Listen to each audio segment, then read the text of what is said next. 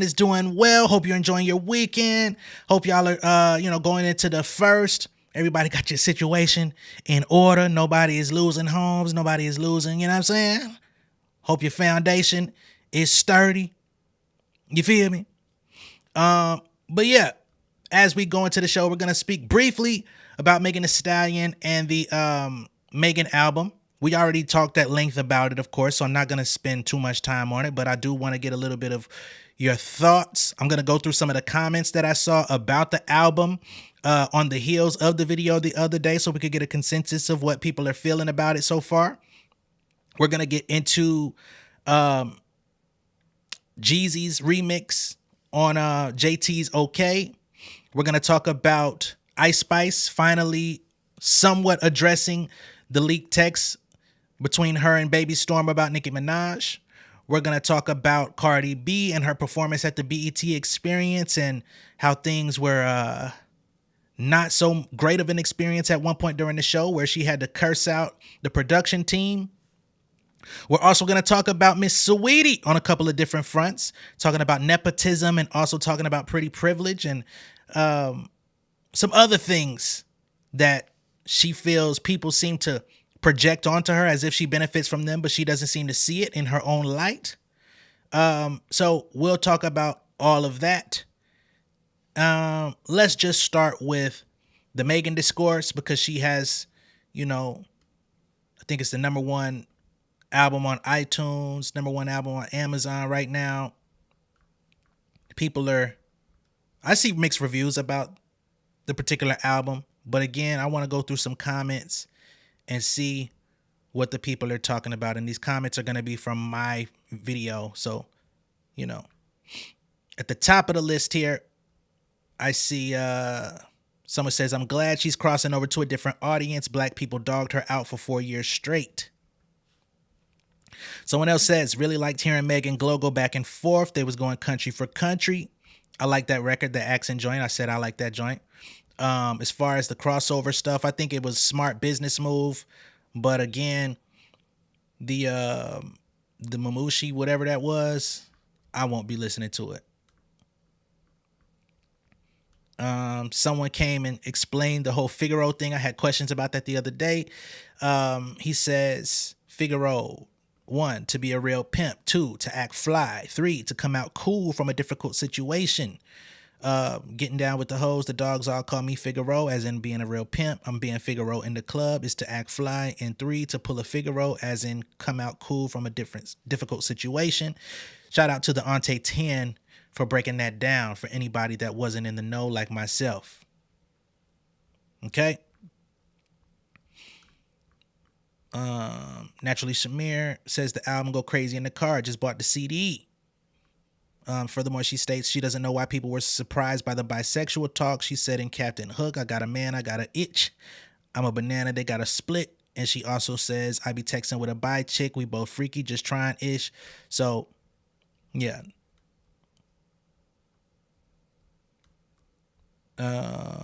Sheree Banks says, I love the album. I understand not everybody's going to like everything, but the critiques about her lack of creativity and growth doesn't make sense to me. She's literally rapping in Japanese on one song. How is that not creative? And I understand that perspective as well.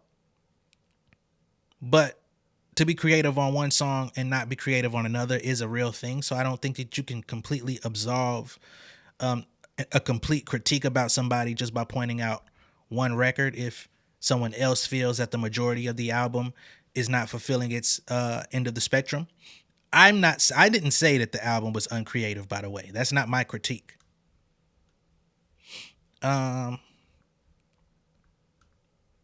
Let's see. Somebody came in and said, talking about Sexy Red, I'm thicker than your bifocals. I did not know that was aimed at Sexy Red, but some people do believe that. Some folks actually came in and said that there was probably multiple shots at Sexy Red on this album, as a matter of fact, because she was in the comments during Nicki's meltdown on IG Live, where she was dissing Megan Thee Stallion. She was in the comments co-signing everything that Nicki was saying.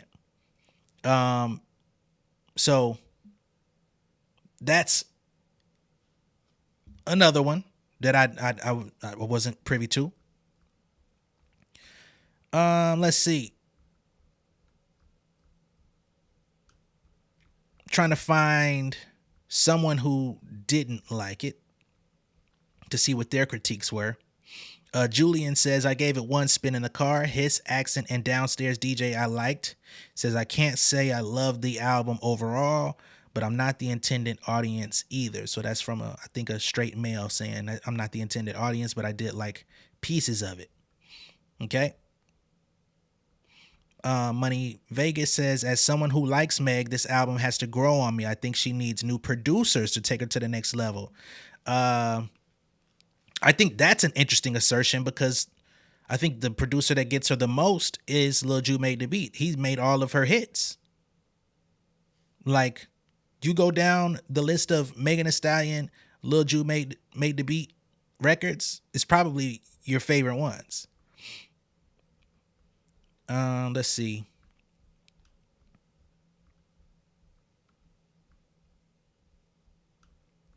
Cunny says, I wasn't a fan of all the songs, but it was a good album overall. She loves the She Thinks She TMZ line. Cool.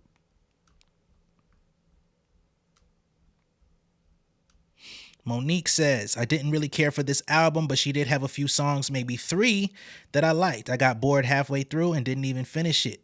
Honestly, I was expecting more from her, kind of disappointed. That was a very interesting comment from me to say, for me to see 3 songs tops and hated the rest. That's very interesting.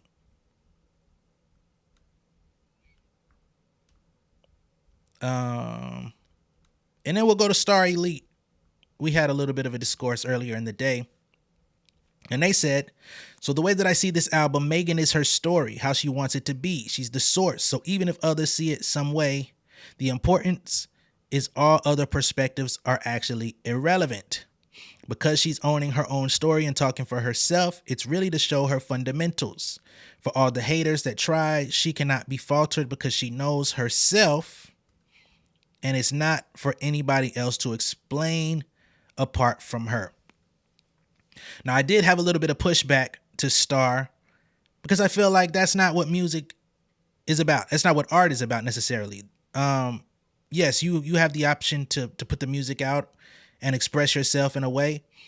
And as the creator, you may say, I don't give a fuck what nobody thinks. But once you put it out there in the commercial space and you want people to support it, you want people to buy it, you want people to tell you what you like from it, which Megan actually said, so that she can tailor her release strategy with the visuals around it. Yes, people's opinions on the music actually matter. So what I said in response was, I don't feel like this is a Mr. Morale or a for your eyes only type of moment.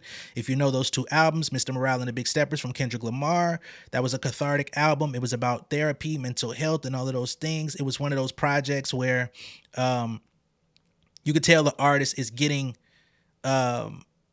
things out for a therapeutic type of purpose. For Your Eyes Only from J. Cole. That was an album that he put together on the heels of one of his close friends dying, and he decided to make it. You know, he made this whole narrative about, this is the letter that I'm leaving you behind. You need to give this to my daughter and all of this stuff. So he wrote an album based on that concept. That's something that he had to get out rather than something that he made for commercial consumption, right? But I feel like if we want to use that type of perspective on a Megan project, it would have been the previous one with Traumazine, because that one was all about her mental health. That one was dealing with all of the untreated trauma that she dealt with during the pandemic, starting with the passing of her mother, then going into when she was shot, then going into trying to figure out who to trust and all of those different things. I feel like the Megan album is, in my perspective, I said that this is her Me Against the World album, if you're familiar with that album from Tupac. On the heels of Tupac being shot the first time, right? Going to jail, being accused of SA, all of those different things. He made this album, which was basically aimed at all of his haters, all of his detractors, everybody that wanted to see him go down. He felt like he was out here representing black people. He felt like he came out with 2 of his best records, you know, at the start of his career, advocating for women, black women especially. And then he saw black women turn on him and not want to give him a fair shot when he said that he was innocent in that case. People were trying to make fun of him, putting out fake rumors that he was gay while he was in jail, all of these different things. So when he had the opportunity to come out, that's what you got. And then next thing you know, he turned into the bad guy when he got with Death Row. So that would be the parallel that I'm drawing. Now, I do understand Star was basically trying to say that these are bad comparisons because I'm talking about male albums versus a woman, but I don't feel like that should isolate the conversation, because we're talking about hip hop music and we're talking about content and subject matter more so than gender in this particular space. So those are just some of the critiques, some of the things that I'm seeing out here. Some people tried to make it, a little bit more sensationalized with their critique. We've got Cement Mix here. He said, bruh, you and the Shade Room are the only ones covering this album. That's a fucking lie. He says it's finna do 100K or less, which if she does 100K out the gate, that's actually a win. I don't know what the hell he's talking about. Her last album did 50K first week. So that would literally be doubling. So what the hell? Anyway, he says, definitely no hate because I like Meg, but I was hoping for her to have one or two mega smash hits that would get her back in fan favor and carry the album. He says the marketing for the album is amazing, but the hype for it isn't there. I'm not sure where you've been looking or where you've been going to see the hype about it, but it is what it is. Now, what I will say in terms of him saying that he felt like there should have been two mega smash hits, I could see that being a fair critique. I feel like Where Them Girls At could be a valid club banger. Do I believe it's going to be a mega hit? Do I believe it's going to go crazy on the charts? No. I like Accent with Glorilla as another one for the radio, as another one for the club, as another one for the, for the turn up. Do I think that's going to perform crazy on the charts? No, I don't. The one that I feel has the most mainstream appeal is probably going to be the record with Victoria Monet, right? It gets you, like I said, it gets you kind of back into the big old freak mode. It's two artists that people care about and love. Victoria Monet for the last year has been the industry darling. Everybody's fucking with her. So if they get together, they do a visual, they put their magic together, I think that can go. But I personally believe the album is going to outperform anything chosen as a single. I think this album is probably going to do good numbers just because so many people were curious. Even the ones that didn't like the album went and checked it out, listened to it. I think it's going to do well because so many people were curious to see what she had to say. I feel like this album is leaps and bounds better than Traumazine.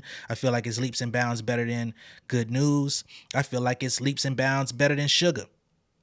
Okay?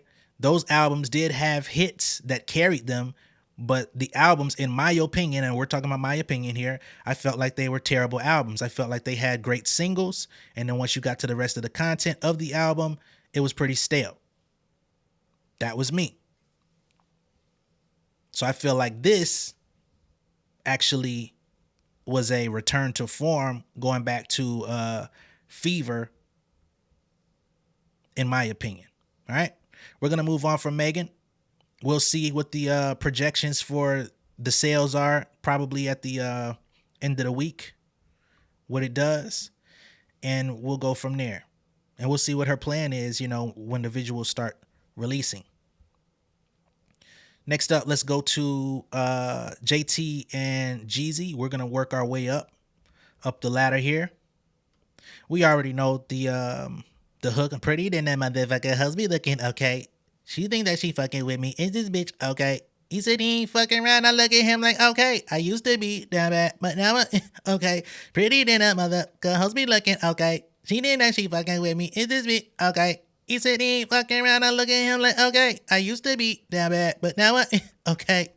Jeezy come and say, summer 24, I'm single as a dollar bill. Handsome and wealthy, can't forget the fact a nigga real. Why you got choppers in the house? Cause I'm a nigga still. A bitch you never kept me slipping, yeah, banana peel. Ever lost a real when you dropped the ball, baby? Young Jalen Brown, yeah, I'm about the ball, baby. I was chilling in the crib with Coach made the call. You taking out the summer? I said, nigga, no. All I'm hearing about is Drizzy, Drake, and K-Dot. Been on fire 20 years, bitch, I stay hot. Fuck you nigga playing with, bitch, I beat the feds. Millionaire back then, that's on Shouty Red. This shit funny as fuck to me, man. Hell nah. Thought I was over. I'm like, okay. Mama looking down on the butt. She like, go Jay. Used to have a plug in Mexico. His name was Jose. Drive the white Bronco across the border like a Moj. What's up? Oh man, where the fuck did she find '06 Jeezy at? That's crazy. Like, he was so in pocket on this shit, man. It felt like he was really shoveling the snow. Oh man, why you got choppers in the house? Cause I'm a nigga still. Or you thought you was gonna bring your ass up in here and change me? Oh, ain't nothing changing but your last name, baby. I'm a nigga still, and I got the blackest last name you could ever receive. You done became Jenkins. You best believe I'm a nigga still.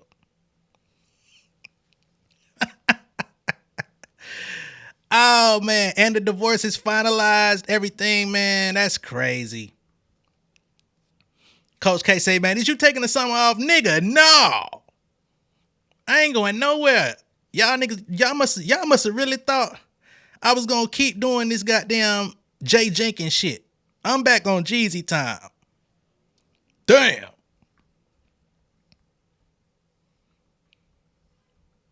I ain't gonna do no more JT verses and shit because she got the same ass verses on the song.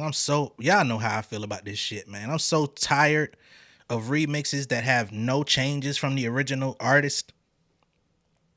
Y'all be making me want to Hulk smash on my desk when I see this shit.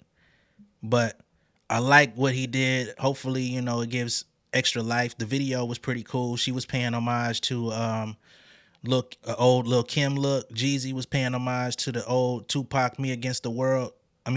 Tupac All Eyes on Me album cover look. A lot of people have tried that look and failed. Jeezy was actually able to kind of pull it off. I think this is about the second time he done tried that look though. Cause that leather vest could easily look like a training bra on the wrong person. I think T.I. was a victim of that shit. But I think he pulled it off pretty cool in the video this time around. We're going to keep the show rolling.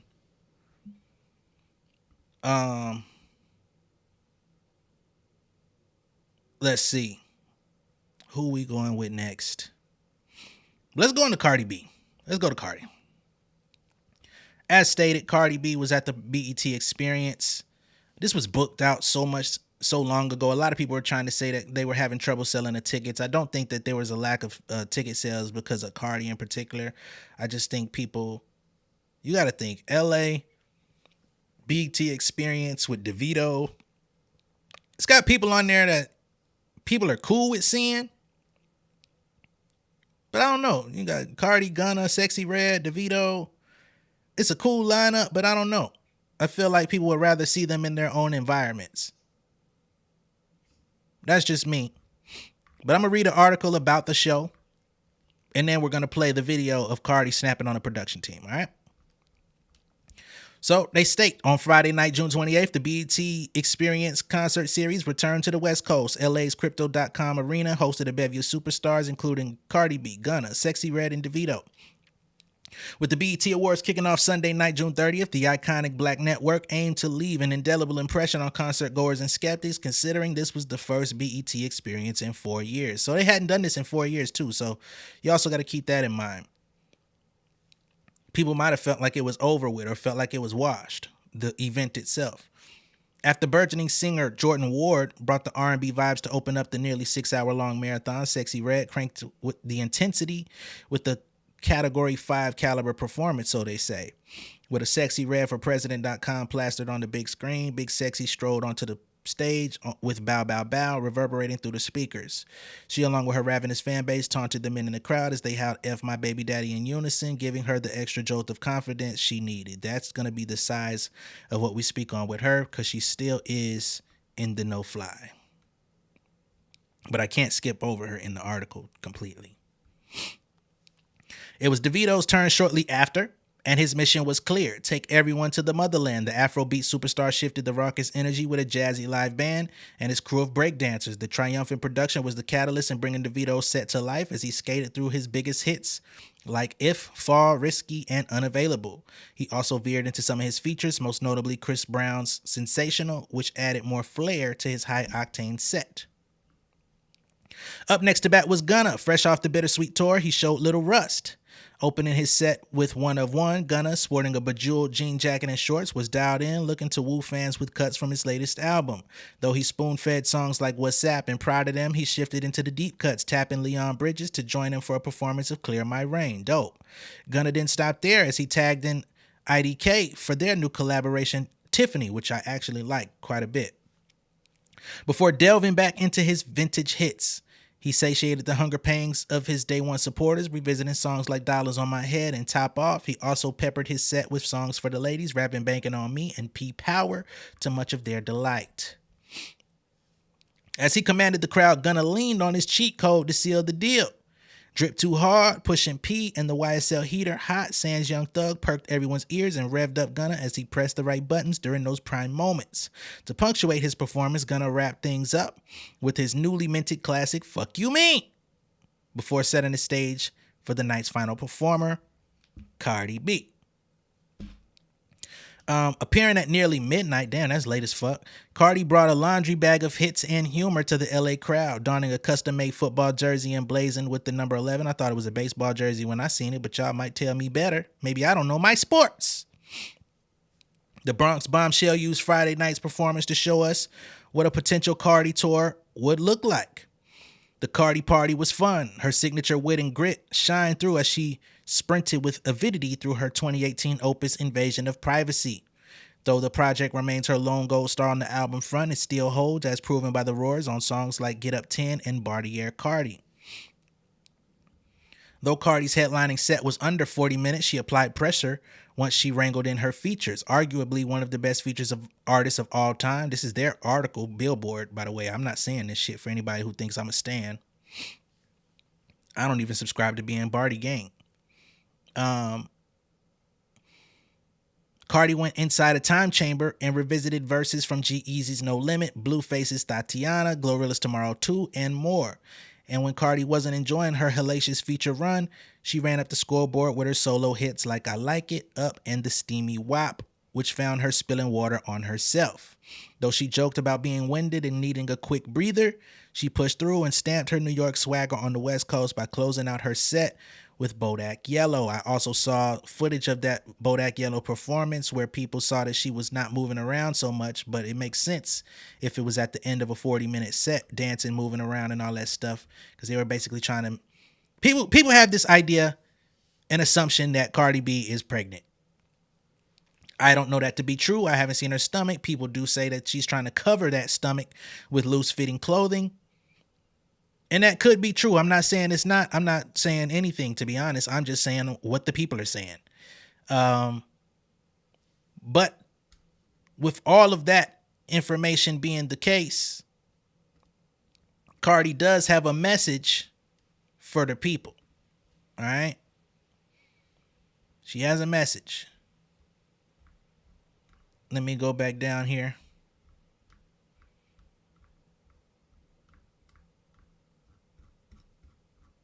Y'all give me a second here.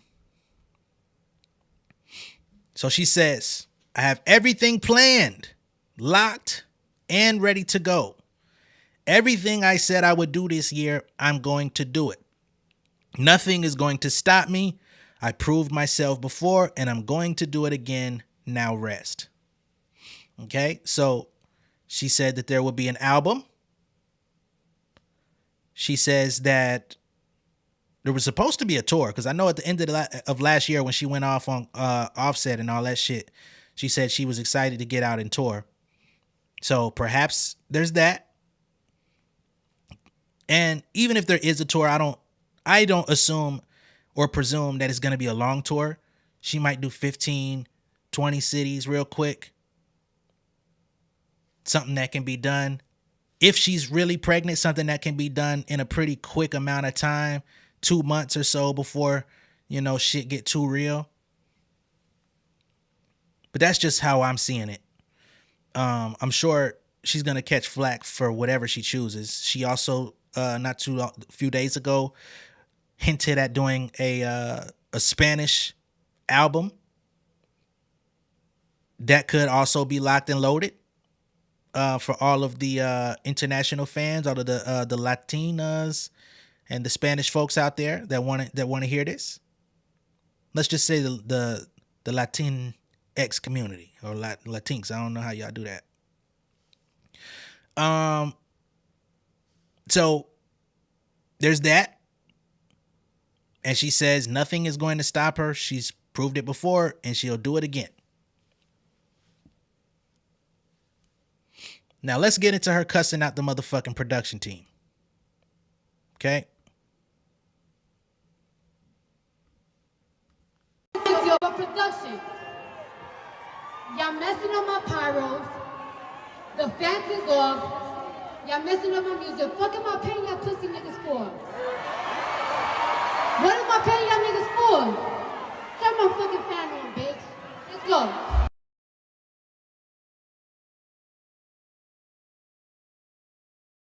So she got up there, she was pissed off, and the blogger Milagro decided to put some content up saying, I understand that people have families to feed, but I wish we lived in a better world because no one should ever be disrespected like this in a work environment place at all.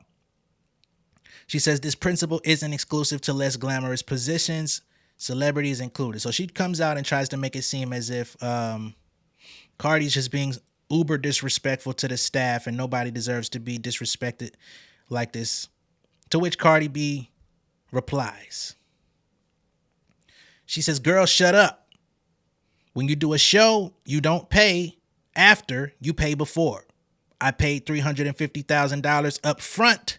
The least they could do is get my pyro ready and turn the fans on because guess what? At the end of the day, that money is not returnable. We'll stop there. We'll come back.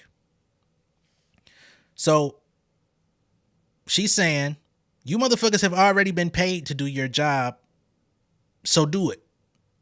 And when you don't do it, and I cuss y'all out and y'all need to get my shit together, now everybody want to make it seem like I'm being disrespectful.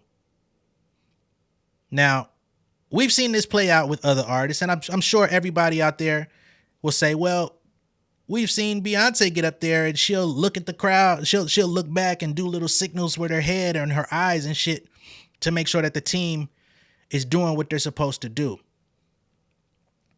And I agree with that, honestly, because she's a masterclass in holding herself together, keeping her composure, and just being an ultimate performer.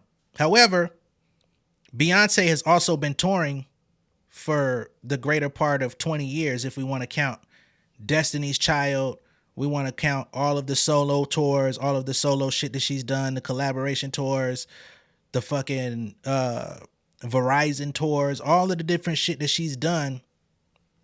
I would assume at this point, Beyonce is pretty, you know what I mean? She probably travels with her own production team. So if they fucking up, they know, all right, we fucking up. Let's get that fan on. That shit need to be blowing her hair a certain way. All right, she done made that look. You know what I'm saying? Between outfit changes and shit, she may go back there, custom niggas out, say what need to be done, get back on stage, blah, blah, blah, keep that shit moving. But we're talking about an artist who has not been afforded that same experience. And I'm not cutting her no slack here. I'm literally saying she ain't toured enough to have that same amount of comfort in those situations. So you got to let it be known, because if she keeps performing throughout the show and the pyro never comes on and the fans never come on, then she gives a less than stellar performance based on what was already paid for, that's $350,000 down the drain. We saw Chris Brown storm off the motherfucking stage after being held up in the air the other day. What you think he did? Cussed them niggas out and came back out. Now, he didn't do it on the mic. Maybe he should have. They would have probably got his ass down a little earlier. They been fucking up his whole tour. They done sunk that nigga in the flow, out of place, all type of shit. He need to be whooping ass on that end. As long as the production team is men.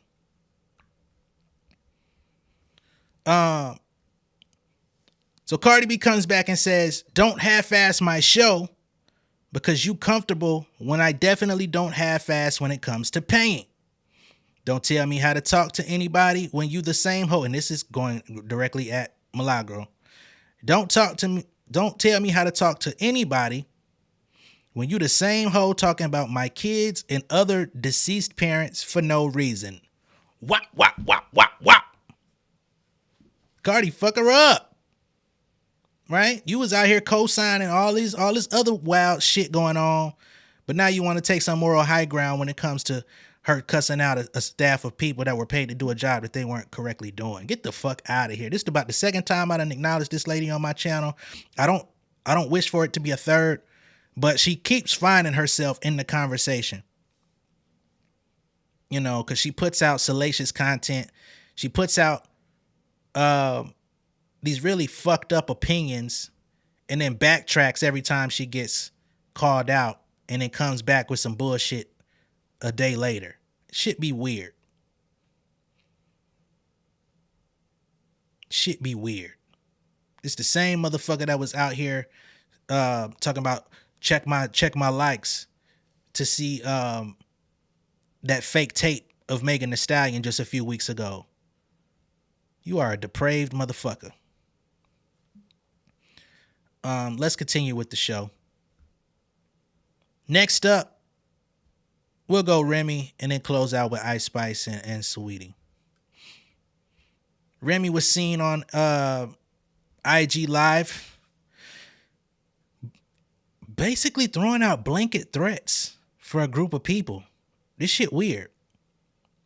Nobody knows why she was angry or why she was on live at 3 a.m. in the morning going ham, talking about these people that she was going to slap the skin off. But I must say it's not a good look for Remy Ma in the midst of what her son is going through, in the midst of her history of blasting people. I think why? It serves you no benefit. It serves nothing to your character. And who would these three people be? It's just weird. But let's go ahead and pull up the clip of Remy Ma. These motherfuckers from the Bronx, boy, they different. Y'all motherfuckers from the Bronx are different. Like three people that when I catch them, I don't give a fuck who they call. Smacking their fucking cheek off. And that's just that on that. And they know it too. They might as well just dial the 9 and the 1 now, because when I see them, they'll only have to press one more number. How about focus on the road? It's fucking 3 o'clock and I'm shut the fuck up. Focus on this fucking dick in your mouth. How about that? No, my chest is not open. It's a t-shirt. It's brown. Like, people swear they fucking know your fucking life, bro. One of these days, I'm gonna turn this shit on and I'm gonna just dumb everybody out. Like, fuck wrong with y'all? You weirdos. That's what's wrong with the world. Social media. I'm not aggressive. I just really don't care. Social media made people that really know better and that wouldn't even play with you in real life think they could play with you. Shit's so crazy. It's just like really, really crazy. Take a gummy. Are you crazy? I gotta perform tomorrow. Like, I have to wake up. I don't like ingesting THC.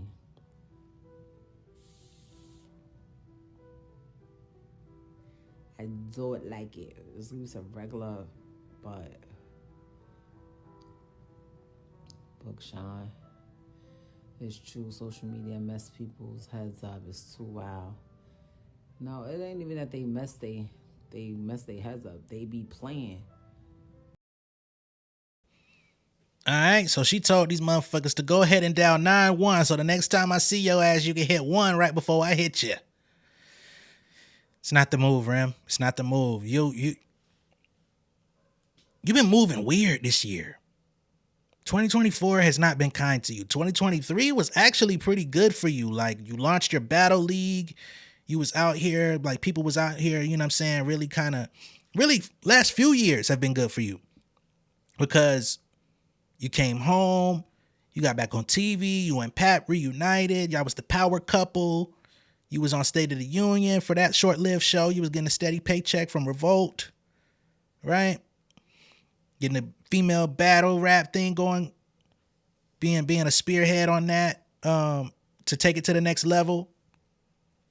People were getting into your style, you know what I'm saying? People were like, damn, Remy be out here looking good. She really putting her shit together, you know what I'm saying?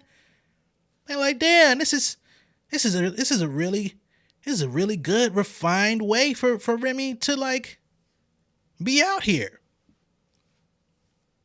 Even if there was no music, I think we're fine not having no new Remy Ma music. She hasn't updated her data. She hasn't updated her operating system and flows to really go with the music of today, and she shouldn't have to, right? Get your money through film, TV, battle rap, leagues. All that shit is cool. Entrepreneurship. I think she got other businesses. That's great. But out here this year with all of the rumors of you cheating on your husband, multiple times. You out here threatening people to smack the cheeks off them at nearly 40 years old when we don't even know what would have provoked you to say something like that. That's not a good look. What your son is going through, although you didn't do it, you know, people are writing articles using your criminal history as a precursor leading up to his criminal history. You know what I'm saying? So at this time, it would be best to lay low. You shouldn't be making reference to any sort of violence. You shouldn't be making reference to anyone that would be an alleged op at this point. At least let him come home first. You know what I mean? Get everything tapered away with that. You got to tighten up, Rem.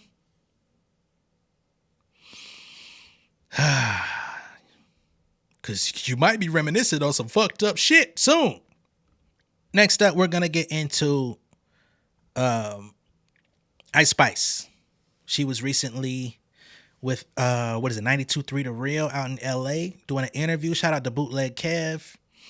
And basically, he took the opportunity sitting down with Ice Spice to say, yo, as a celebrity, how do you deal with these situations where people allegedly leak texts about intimate conversations that you've had? How do you handle this stuff? And she had to kind of address it a little bit. I didn't like that Bootleg gave her a little bit of kind of gave her an out, because he kind of answered the question within the question. I don't be liking that shit when interviewers answer the question within the question, because you kind of give the interviewee an opportunity to just mirror exactly what it is that you say without coming up with an original thought. So I didn't like that part of it. If you're going to put her in the hot seat to address something that everybody wants to know about, just ask the question and allow her to figure it out. But here's the clip of that. Because when you're as famous as you are, you have to deal with certain, like, downsides. Like, when, like, stuff gets leaked, like text messages or whatever that aren't necessarily real. Yeah. How do you, like, keep the blinders on and not acknowledge, like, the internet bullshit? Like, 'cause it's got to be tough. They gotta be. It's, you know, sometimes I'm tempted to, like, engage with certain things. Like, let me clear this shit up. Yeah, and so, but then I also realized you're going to just give it legs to, like, grow and, like, run with. Right. Yeah. And I think sometimes you can over-explain yourself a little bit. So I just kind of like to, like, just focus on what I can control and, like, what really is, like, what really matters. You know Right. what I mean? What the hell does that mean, Ice? What the hell does that mean? Now, some people are saying they believe that her and Nicki Minaj may have had a conversation behind the scenes. She apologized for what she said in those texts. They've moved forward. All that is good. All is well. But nobody knows that to be true. It's all assumptions, right? She could literally be cut off from Nicki Minaj, and you know she's been doing all of these little homages to her, possibly to try to get back in good graces in some sort of way. She could also be doing these looks to troll.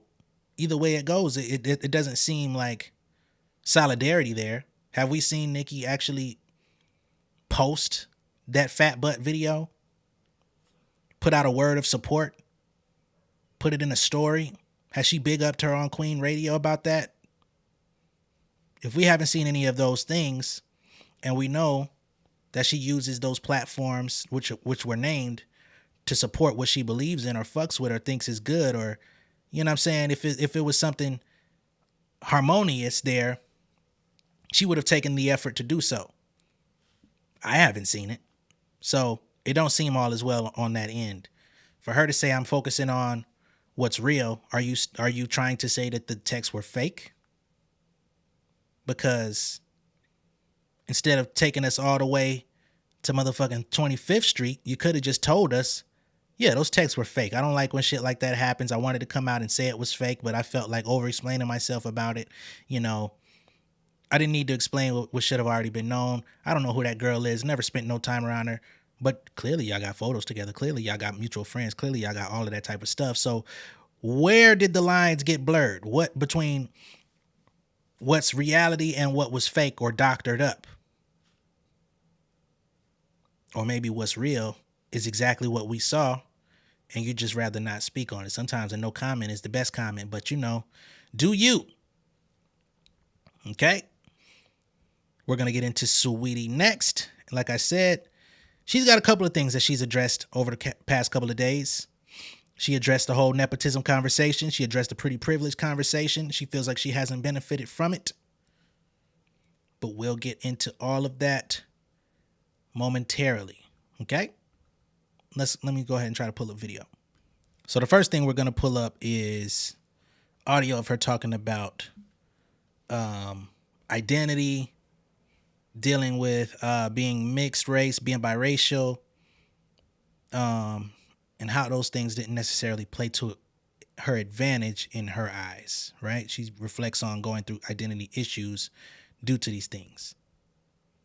So give me a second here. I'm just going to play audio, by the way. You're Blasian, you said? Yeah. Your dad is... He's black. And then your mom is... Filipino. Okay, that's cool. So what was that like growing up? It was a struggle, girl. Really? I just feel like, just having identity issues. I always felt like I wasn't really a black girl, and I always felt like I wasn't really a Filipino girl. And I felt this way, especially at school, because the Filipino girls would be like, you ain't Filipino, look at your hair. And the black girls would be like, you ain't black, look at your skin. So I always just felt like I didn't belong in any group. Do you ever feel like that still? No. Good. I think like through those, like, kind of like trauma, like through that trauma, I've developed a strong sense of like, well, my identity is just me then. Yeah. Like I love me. And I felt like that helped me grow my confidence a lot. And you're and I hate to even bring it up, but just because of how beautiful you are, I think people would think the opposite. Like, no, you probably had it so good in life. But do you know, I really appreciate, there's like the dark side of pretty privilege. Yeah. There's a lot of threads. And like at least for me, I'd never experienced pretty privilege. So when people get at me like that, I'm just like, it's just not fair. I can't imagine it's annoying. And I hate to even bring it up, but just because of how beautiful you are, you would... It's different. And you know, sometimes... Oh, man, these cuts suck. These cuts suck. So basically, she's trying to say that there's a dark side to pretty privilege, right? Where I guess people just assume everything that comes her way is because she looks good, to the male gaze, particularly the white male gaze, more likely than anything, because those are the ones with all the money in the industry. And I guess she feels like people are negating her actual work, her work ethic, and what she put into it. And that would lean further into her statement about being a nepotism baby, because I believe she has, what does she have, like a relative that played for like the 49ers or something like that. Grandfather played for the 49ers as a Super Bowl winning linebacker. Somebody says your cousin is Gabrielle Union, which I don't know if they knew each other when she was growing up. I can't say that. She may have spoken on it. I just never seen it. Said MC Hammer is your uncle. Even with MC Hammer being her uncle, MC Hammer made $30 million and blew it and went broke. Zaytoven being her cousin. Somebody says that. Zaytoven ain't out here looking out for nobody. Let's be real. Zaytoven is out here overcharging and scamming upcoming artists. I don't even think they work together. That grind that went into that. Talk to me about like that, having the whole closet in your whip, sweetie. Oh my gosh, girl. You made me cry. Come on. But I remember I was too like proud to tell like my friends and my family that I had nowhere to stay. And I was literally like couch surfing. But it was cool because like people always wanted me around. So it's like I didn't have to worry about having a place to stay, but like my homegirls knew what was going on. But I never wanted to like the pride was to say something. I never wanted to take up space in someone's house. So I would just keep my closet in my car. Sweet. But you know what? It was cool because when it was time to party, I didn't have to go home. I just had to go to my trunk. Yeah. But that grind, and I would plan like my weeks out. I mean, like my week out. Mm-hmm. Like if somebody wanted me to pull up, I'm like, okay, cool. I can go to this house this day, this house that day. I might go see like my cousins a couple of days out the week just to break up, you know, me being at the homie's house. But it was like, girl, talk about having no confidence. It was like I would even feel bad about partying. I know I just made that comment, but it's just like, imagine not having the money, couch surfing, and then, you know, sometimes being in the club or like being at parties. Yeah. Like I would always just go home early because I felt like I didn't deserve to be there. Dog, sweetie. Wow. And you know, the thing is, at that point, people thought you had it all too. Again, because either you have the looks to, you're going to school. Like, I don't know exactly the years you're talking about that existed, but girls, after I graduated.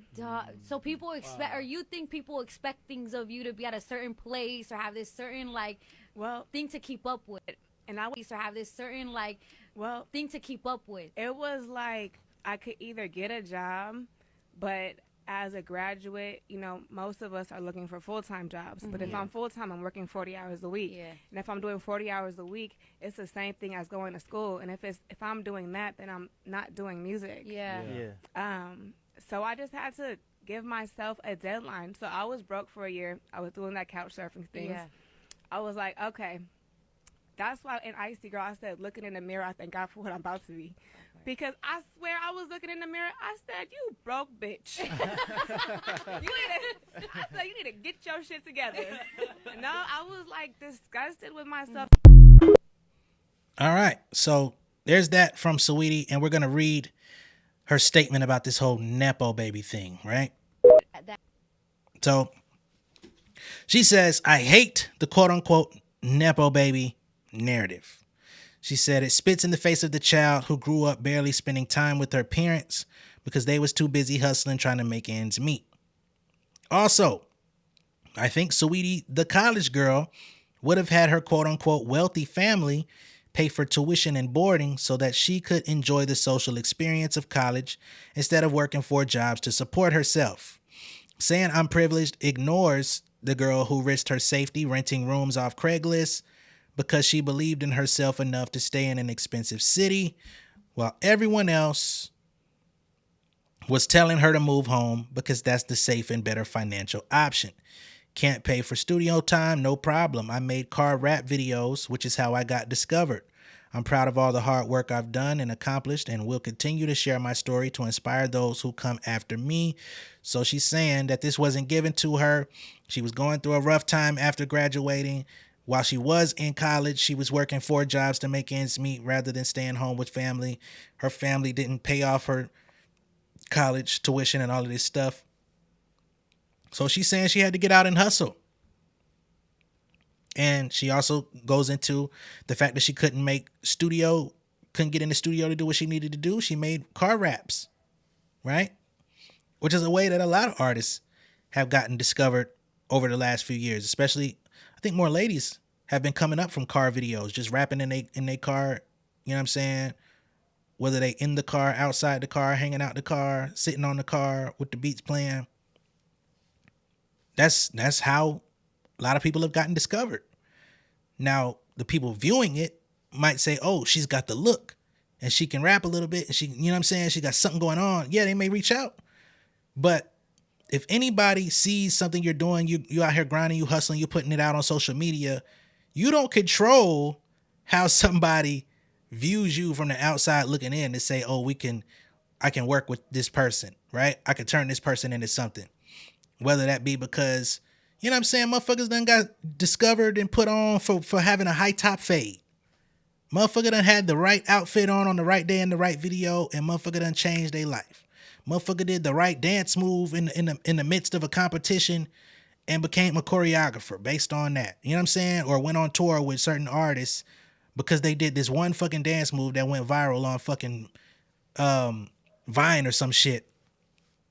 And we've seen that happen time after time after time after time. So I do think that she's absolutely fair in what she's saying. Now, do I believe that she's fared possibly, in the industry, having the McDonald's meal, having, the modeling option, some of the things with the BMF, all that different type of stuff. Does she have a leg up because she has a look? Yes. But when we talk about women in entertainment, we're talking about beautiful women. So there's only so many quote unquote successful women in entertainment. I'm talking about on-screen talent that get by perhaps from being just funny, or whatever, just not well put together. For the most part, we're talking about beautiful women. Now, some people may have their different taste and preferences or views on what beauty is, because I do see people talk about certain celebrities and be like, this person's not cute, this person's ugly, this person's this or that. But for the most part, there is like a standard line of demarcation that says you have to at least be above this radius to become famous. On our watch, you might get famous off of TikTok or Instagram or YouTube for other reasons. But if we're ushering you in, you're going to have to look with you, baby. So I can't really fault her on that. Now, how people feel about how she's benefited from that, that's all up to, discourse. But I understand where she's coming from. You get what I'm saying? Now, in the midst of me actually making this video, I came across something which I was not expected. We've got Party Next Door from Drake's OVO camp. And he's taking shots at Chris Brown, Bryson Tiller, and Jeremiah. They recently came out with a music video for a song called Wait on It, which is Jeremiah's record. Just dropped. And apparently, Party Next Door's ex-girlfriend appeared in the music video and he didn't take too kindly to it. So he put out a statement. He says, I'm finna make these niggas cry. Bryson, Chris, and Jeremiah. Enjoy the nights of your life. And then he comes back with another tweet that says, doing videos at 34, that bitch broke.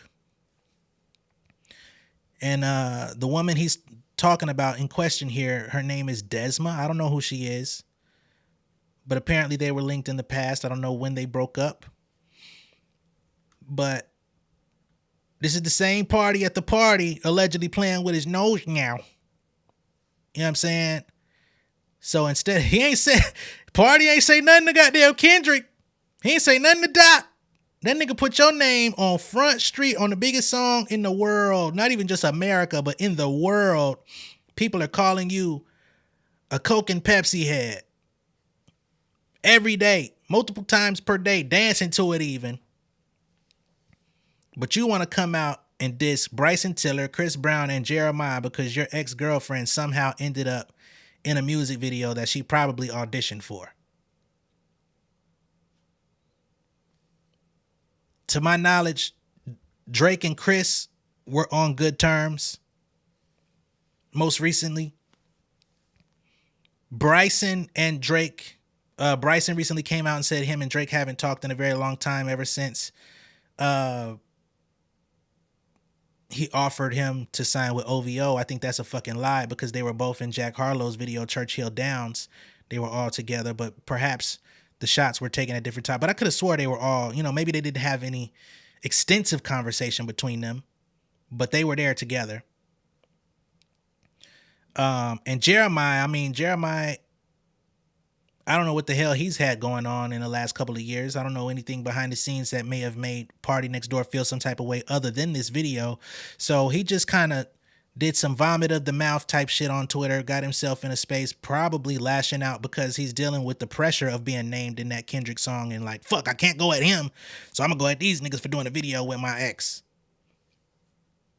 You shouldn't be mad at nobody. You shouldn't be mad at these niggas. You shouldn't be mad at your ex. She ain't with you no more. If she wants to do a video at 34 years old and that's how she got paid and got a check, what the fuck you want her to do? What, you gonna pay her bills for the rest of her life? No.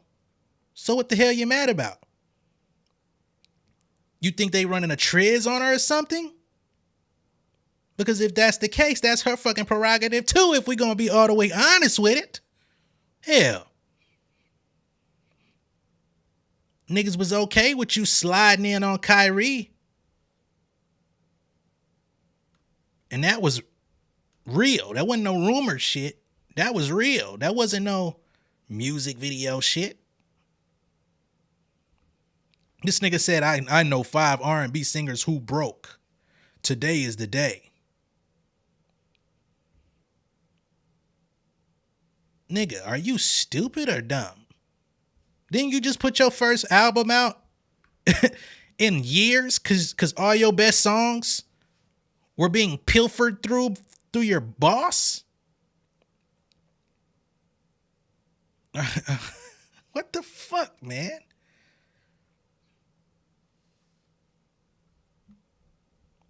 This ain't it, my guy.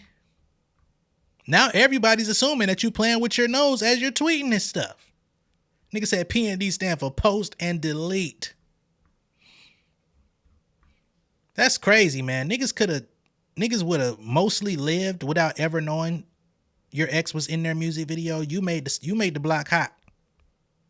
Now, oh boy. Niggas.